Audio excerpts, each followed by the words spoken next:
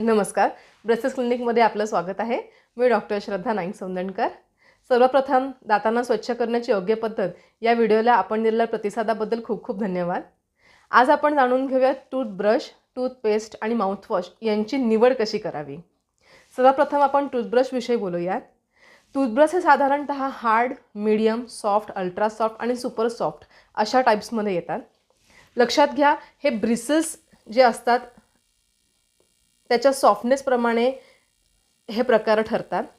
आपल्याला यूज करताना soft, ultra soft किंवा सुपर सॉफ्ट ह्याच प्रकारामधला ब्रश वापरायचा आहे. हार्ड आणि मीडियम ब्रश हे आपल्यासाठी नाही, कारण ब्रश करताना त्याने दातांना इजा होण्याची शक्यता जास्त असते. तसंच हिरड्यांनासुद्धा इजा होण्याची शक्यता असते. त्याच्यामुळे निवड करताना ब्रशची कधीही सॉफ्ट, अल्ट्रा सॉफ्ट किंवा सुपर सॉफ्ट अशाच ब्रशची निवड करावी. त्याचप्रमाणे ब्रश करताना आपल्याला ग्रीप चांगल्या प्रकारे मिळू शकेल अशा प्रकारचा हँडल असलेला ब्रश हा वापरण्यासाठी योग्य असतो. दुसरा विचारला जाणारा प्रश्न म्हणजे की लहान मुलांसाठी काय वापरावं.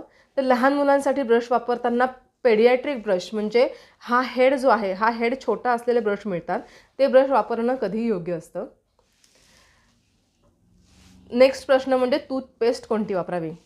तर मला असं सांगायचं आहे की लवंग, वेलची, मसाला हे टूथपेस्टमध्ये आहे की नाही ह्याच्यावरती क्लिनिंग ठरत नसतं.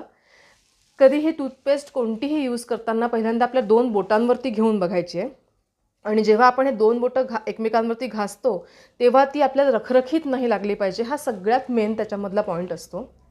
त्याचप्रमाणे ब्रशवरती टूथपेस्ट अप्लाय केल्याच्या नंतर आपण जेव्हा ब्रशिंग करतो त्यावेळेस त्याचा फेस झाला पाहिजे.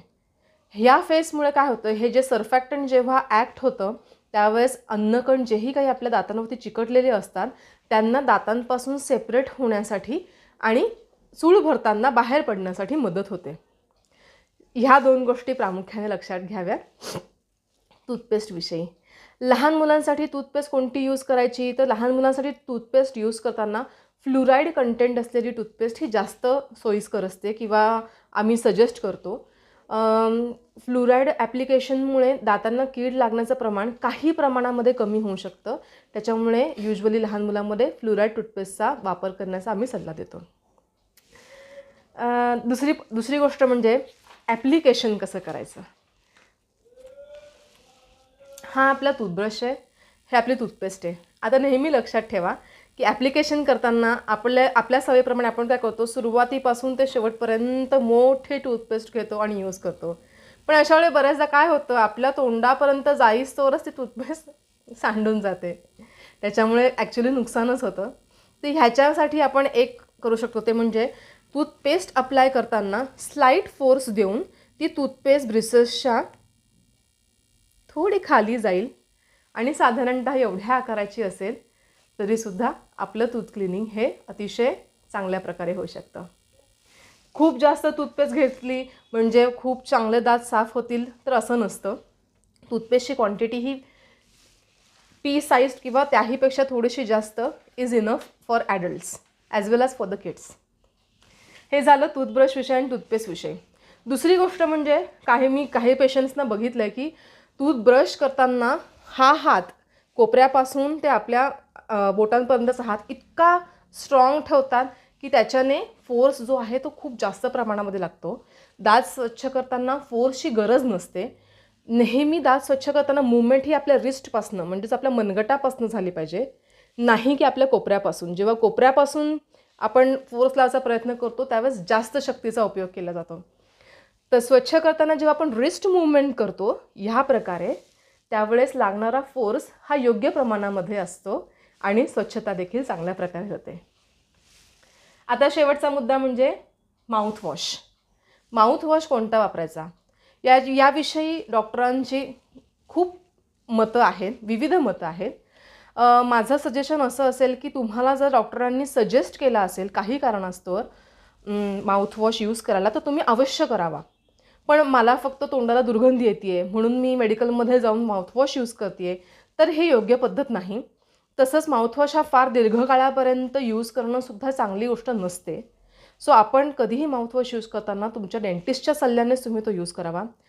आमच्या क्लिनिकमध्ये आम्ही ज्यावेळेस दातांची स्वच्छता करतो किंवा ज्या पेशंटची ब्रेसेस असतात, ज्या पेशंटच्या हिरड्यांची सर्जरी होते, अशा केसेसमध्ये आम्ही त्यांना माउथवॉश यूज करायला 100% सांगतो. त्याच्यामध्ये त्याचा फायदाच होतो.